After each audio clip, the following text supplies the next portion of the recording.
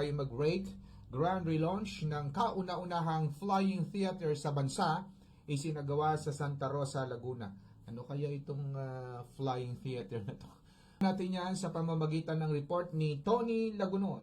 Nakipagkaisa ang Department of Tourism o DOT sa isinagawang grand relaunch ng kauna-unahang flying theater sa Pilipinas, ang Aguila de Experience Saribuhay, na pinangunahan ni DOT Secretary Cristina Garcia Frasco sa Santa Rosa City, Laguna. Ito ay bahagi sa 2 araw ng pagdiriwang ng ika-30 anibersaryo ng Enchanted Kingdom. Ang Aguila Flying Theater ay nagpo-promote ng kagandahan ng kapaligiran ng Pilipinas at nagpapalakas ng turismo sa ating bansa. Ayon kay DOT Secretary Frasco, hindi lamang naghahatid ng saya ang pagsakay sa Aguila de Experience, kundi nagpapakita ito ng malaking pagpapahalaga sa ating kalikasan at nagtuturo lalo na sa mga kabataan na ingatan ang kapaligiran at nauubos sa mga likas yaman nito. Families. And napakadami na ring mga turista na napasaya ng Enchanted Kingdom.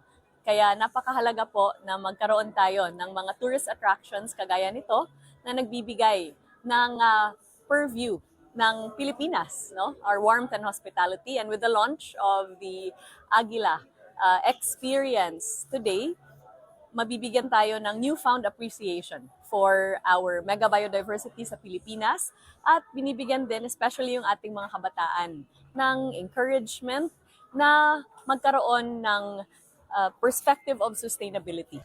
Ayon pa rin sa kanya, dahil dito ay napapalakas ang turismo at marami ang nag-i-invest sa bansa at nabibigyan ng kabuhayan at trabaho ang ating kapwa Pilipino.